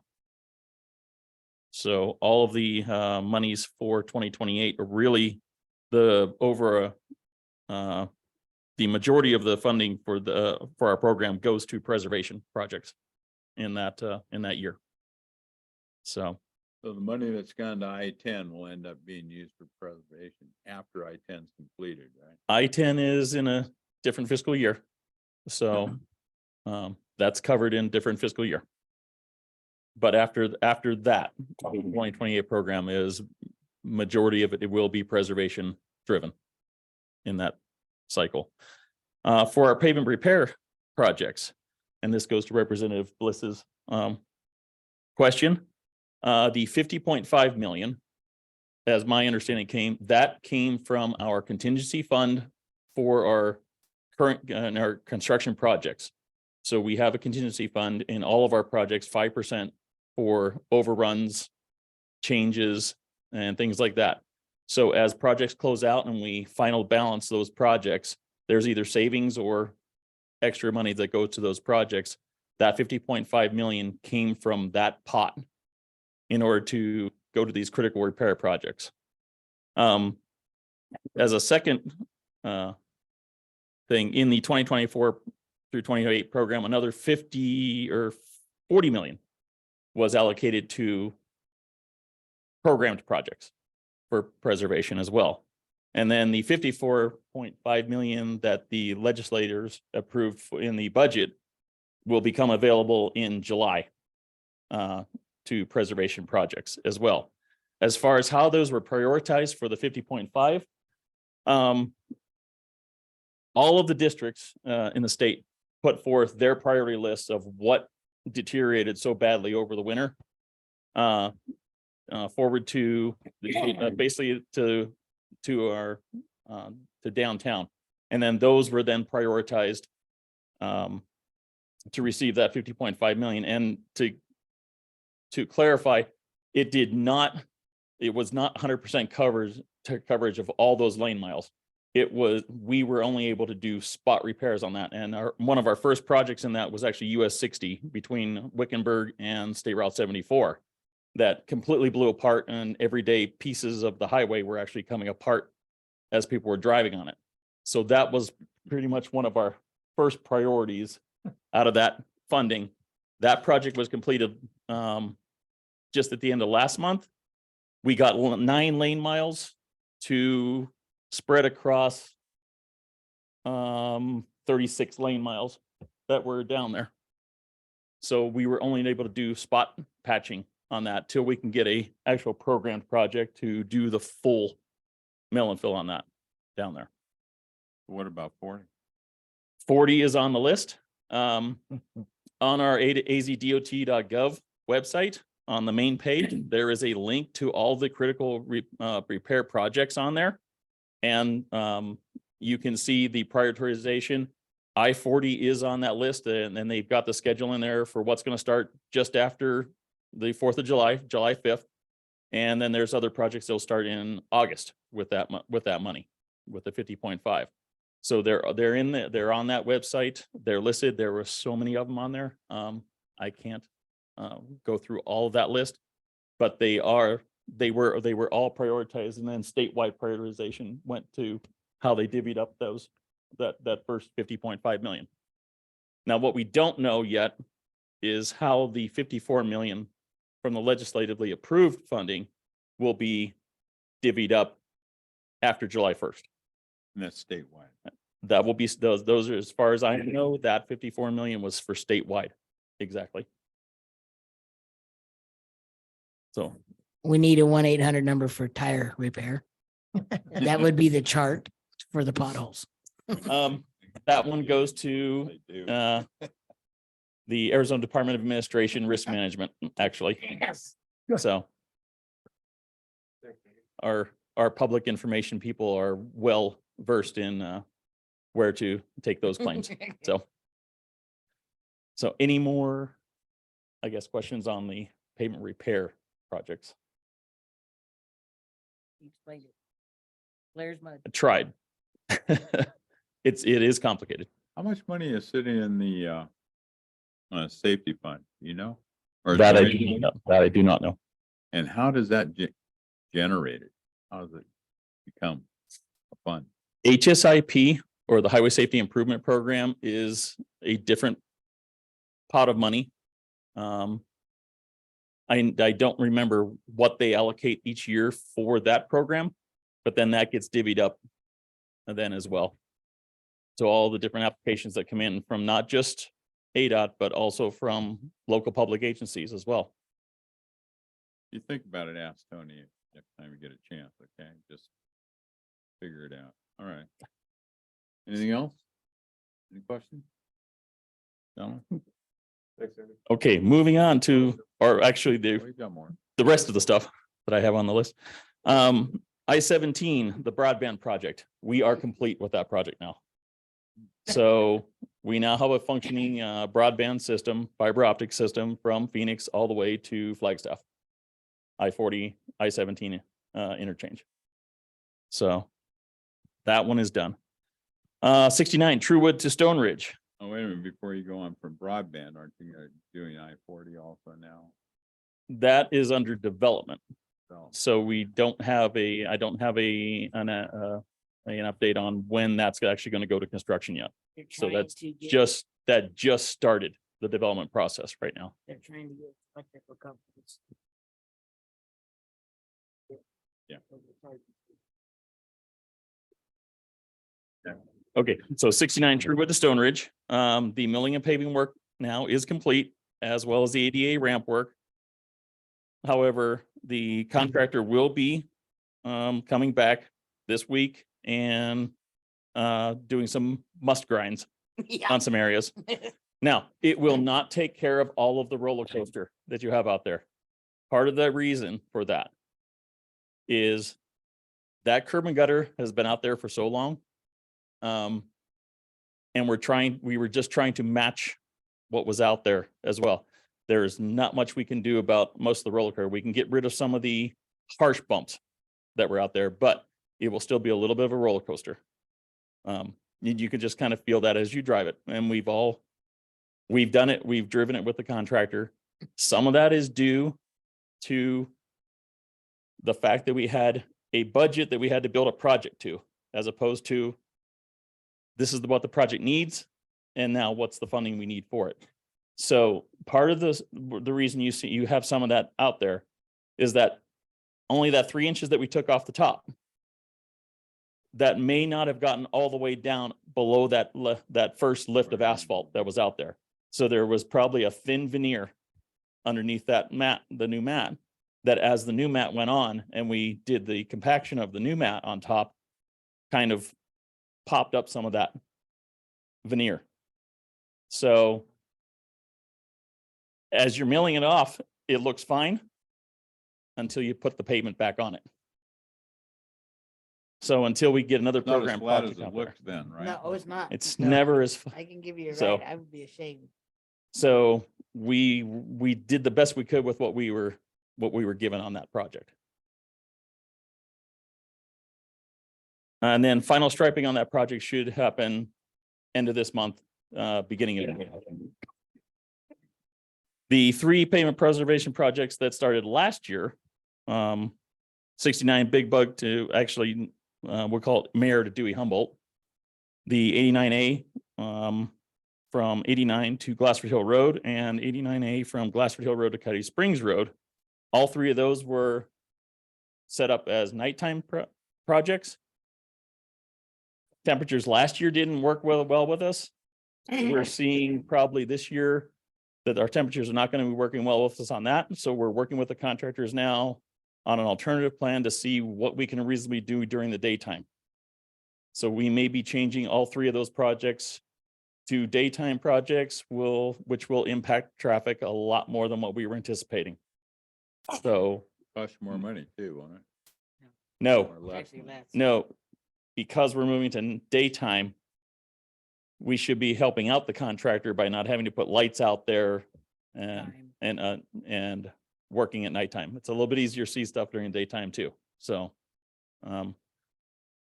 we don't realistically think we're going to see any big cost savings on these projects. So more to come on those as we work through that with our contractors. The I-17 Sunset Point Rest Area project. We are actually right now waiting for our ADQ approval to open that. We're hoping to get that this week, so we can do a soft opening next week, That- just you said before the last 4th of week. July. Didn't you say that last week? We're still waiting. I have our rest area managers are calling ADEQ daily to try to find out where their approvals are with the package we submitted last month on that. So, yes, I did report that, and we are still waiting for that same approval right now. The other thing we're still waiting for on that is we have one electrical panel out there that hasn't come in yet, hasn't been delivered to the project. That's for the aerator ponds. But we can actually open up the rest area before we actually have that panel in place. So there's liquid that needs to go into the ponds first before we can actually activate the aerators. So in that time frame, we're planning on waiting for that panel to come in.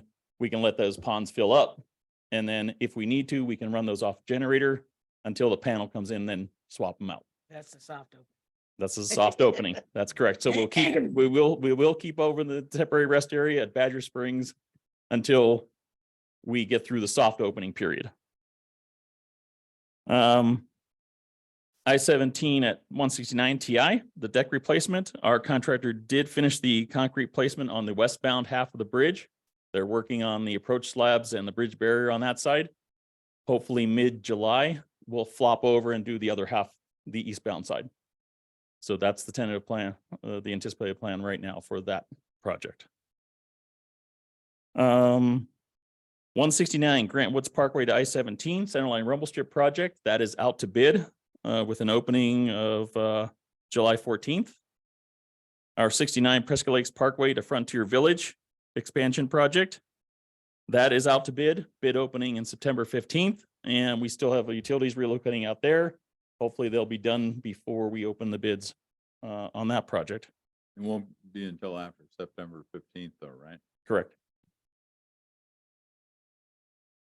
69 from Paulden to Ash Fork Centerline Rumble Strip project, also out to bid with a bid opening of January 5th, 2024. Don't know why that's out there for such a long bid opening, but that's what's on out on our website right now for that. Certainly sounds like a lot of projects are being stretched out there. Am I wrong? January. We have a lot of projects out to bid. These are just the CYMPO region projects that we're dealing with right now. The last one I have really is the 89 Little Ranch Road. The stage 3 submittal review is out and still looking at a bid advertisement of that one in the fourth quarter of fiscal year 24. Fourth quarter of 24. Of 24, correct. And that's all I have right now. Any questions? I don't see any. On item 4 on project and design. Did last week Yes. we had a meeting? Is it still right? There hasn't been anything Okay, finalized for that meeting yet. okay. So still waiting for something to come back from the designers on that one. Okay. Thank you. You're welcome. Thank you, Andy. You're welcome. Okay, number 12, State Transportation Board, Gary. Thank you, Mr. Chair. I've got a city council meeting I have to attend here shortly, so I'll make this quick. At the last Transportation Board meeting, there was one item on the agenda, was item 3B, SR 89 Main Street to Verde River Bridge, milepost 353 to milepost 355.69. It's in the city of Cottonwood. It's for pavement rehab, 115 working days. It was awarded to Pavco Inc. for 3.2 million. That was the only project on the agenda for Yavapai County. Our next board meeting for the Transportation Board will be the 21st of July. It will be in Show Low. It will be in person or virtual, your choice. July 21st again? Yeah, July 21st. And you're welcome to drive up to Show Low. At that point in time, it certainly be cooler there than it is here in Yuma. But anyway, so that's unless somebody has questions, that it was pretty much covered. We did approve the extra funding for the damage to all of the northern roads that with all the with the heavy winter freeze and thaw condition. 17 and 40 were hit really hard, and we're given a fairly high priority on the fix now list, but they're not going to do a lot of repaving. They're going to do a lot of pothole patching, from what I understand. But anyway, that's where we stand right now. And if anybody has any questions, I'll be happy to answer them. Vinnie? No? Nope. No. No questions. Thank you. Okay. Okay, with that, looking at adjournment. Thank you very much for everybody being here. Sorry I was late again. By the way, there was a hell of an accident on 169. Mary called me and told me. Do we have to do a motion and stuff to adjourn, or we just call it? What? Do we have to do a motion to adjourn and stay within the rules? No, just adjourn. Good. Transportation meeting down at the same time we're having CYMPO group. See you later, Kel. Take care. Yep. Yep. Yep. So, any thoughts? If we got that and eliminated the roundabout portion of it, how much would we be able to go with Chino Valley to help out the entire project? We were talking about a half before. Okay. All right. Since it'd be next step, why we can talk about it during budget. We do in the spring. But you get some feedback as to whether it's supported or not. You don't have to vote no. Well, we got the other 15 million. I mean, the other 50 million went to preservation. That's what they refer to me as up here. For all the cities, county. That one might Voting for it if it doesn't make sense. lend us to be a you know, little bit more generous. I can't do that. That's one way to look at it. Benny? Yeah. Might be one way to look at it. We got that